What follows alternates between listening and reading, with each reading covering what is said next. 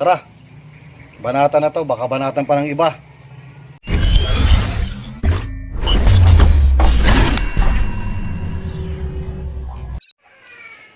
Hello guys, eto guys, nagbabalik na naman si Ninja Boss. Ngayon guys, yung nakaraan na video, kasi sabi ko guys, nagluto ako ng paksiw. Ngayon may tira na hindi naubos na paksiw. Kaya eto ang gagawin namin. Lalagyan ko siya ng gata. Ito ginamit ko na is Coco Mana. Yan guys. Yung unang piga, fresh na gata talaga. Tapos ito guys, ito yung mga tira na isda na hindi naubos. Gan, no? Sata mo na gan.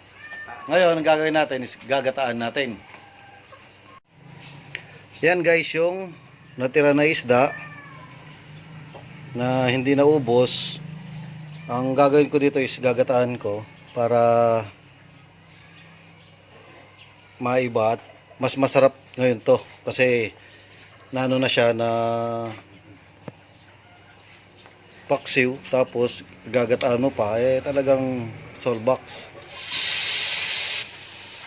Ililipat ko lang siya sa isang lalagyan guys, gawa ng matagal kasing uminit to.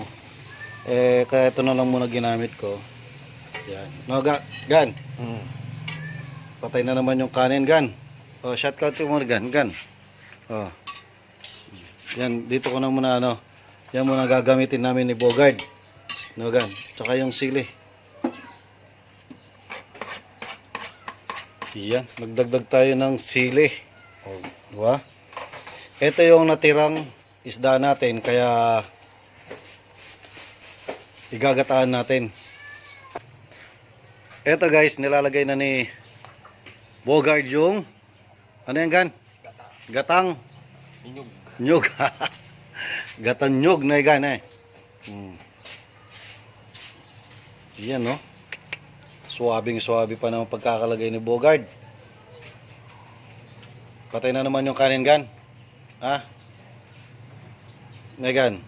Yaring nasikan yan gan. Ilagay na natin ito lahat kasi sayang din naman kung hindi mo ilalagay ito, di ba? Pitpitan may gan. Yan pigang-piga pa ni Bogard.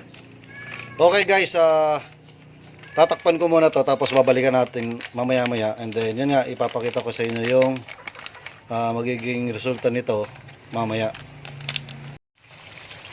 Yan guys, nagbabalik na naman si Ninja Boss. Ito na yung pampinali natin na gata. Nagmamantika na siya Papalaban na naman yung kain ni Bogard nito.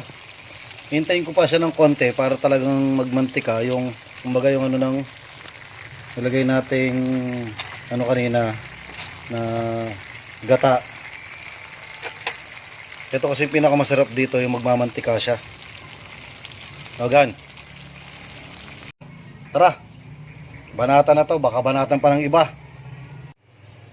Hello guys, eto guys, magtatangalian na kami kasama yung grandmother na mayaman. Eto ngayon guys, yung assistant cook ko, naglagay siya ng kanin sa may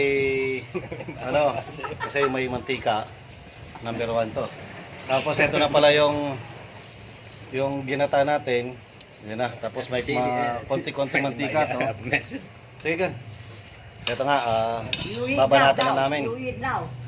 Kasi gutom na daw si Lola Nagana grandmother.